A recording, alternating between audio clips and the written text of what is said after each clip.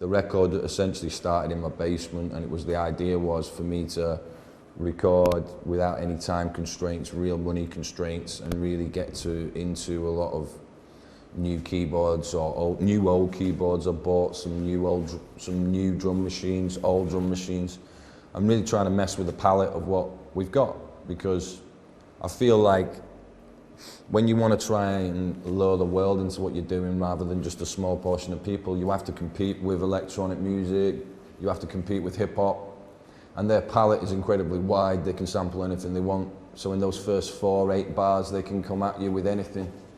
Whereas a traditional songwriter, as it were, usually is dealing with a similar palette that we've been dealing with since 1950, whatever. So that was interesting me in the early stages. How can I learn from what I did back in the day on Music is Power and Bittersweet Symphony and those looping elements and some of those textures, and how do I bring that into songwriting? And when I met Mirrorways and did a bit of work with him on the tune Out of My Body, I think he helped spin that around so you have this feeling of you're in a Johnny Cash song, and then you're suddenly spun out into this electronic funk. So there has been collaboration on this record, but not much, and a lot of it originally was played by myself in the basement. And you know, I think that's been, the next album for me will be a lot quicker, purely because some of this time has been spent, you know, you have to learn to make music. To me, you've got to kind of like get your head around a few instruments. You know, if you're not relying on a super producer, or you're not relying on someone to come in and give their sound to you, or give you a beat, you've got to come up with a beat. I've got to know about beats. I want to know and be able to understand my Oberheim OB8 keyboard and potentially not play it classically, but get something out of it. So much of the great music over the years has been done by people like me, people who didn't really know what they're doing, but they have a feeling in their heads, something they remember from, you know, playing the Stooges full blast in the back of the tour bus, playing the Roses coming home from a party at 6 o'clock in the morning when you were, these feelings you keep forever.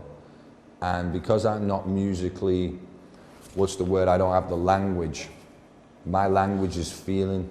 So my whole life I've been searching for those feelings. Like I said years ago, when I used to put my hands either side, when I played Sonic back off Urban Hymns and the big speakers, I was starting to physically have the effect on my body that I wanted these songs to do. And I'm searching for that all the time. And what happened is, with all the studios closing down, obviously record sales being hit massively by everyone, the whole industry changing, I had to reevaluate how I can still create these super records.